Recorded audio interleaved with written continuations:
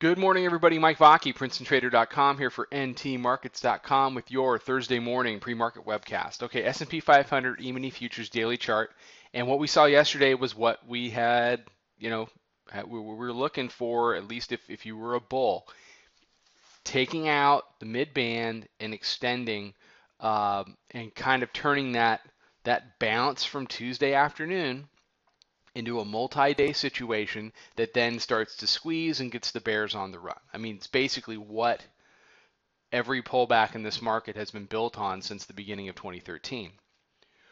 But for me, going into this morning, it's more about where yesterday stopped. Okay, the weekly pivot that we use in the room comes in at 21.24.5. Okay, um, the high from yesterday was 21.24.25. So basically a tick shy. Hasn't been challenged in the overnight tonight.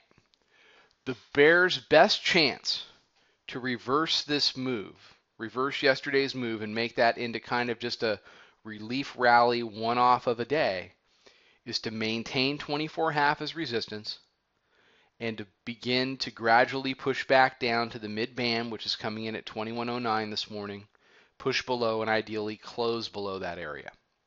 If they're able to do that, they will be well on the way to reasserting themselves as potentially being able to do a little bit more with this down move.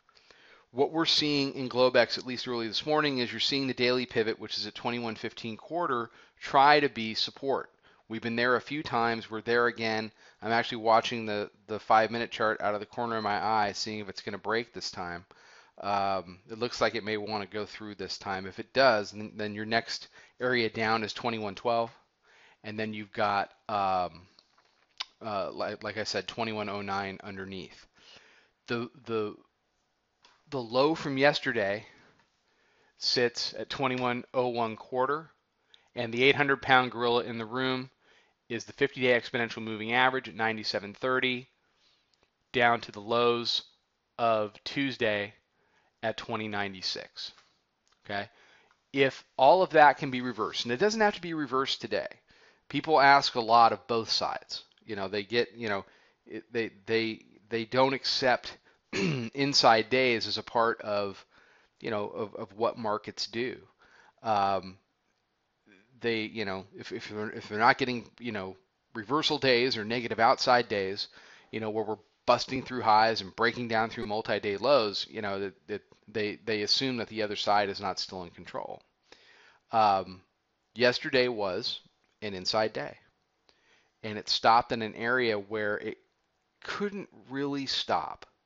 So the bulls have to use this morning to take that 24.5 area back. If we're just pulling back here into another morning dip that's going to go ahead and take out a weekly pivot, then I'm pretty comfortable saying that that's it for the bears, at least for a few days, and that the highs are under threat. If the bears can persist here, can stay below 18, can break through the 15-quarter daily pivot and hold it, then they have an opportunity to head down to 2109 and back down to 2100. Okay, everybody have a great day. Follow us on Twitter at Princeton Trader. Come check out the website, PrincetonTrader.com. Come check out the chat room. I'll be back tomorrow morning with another webcast. Trade them well, everybody.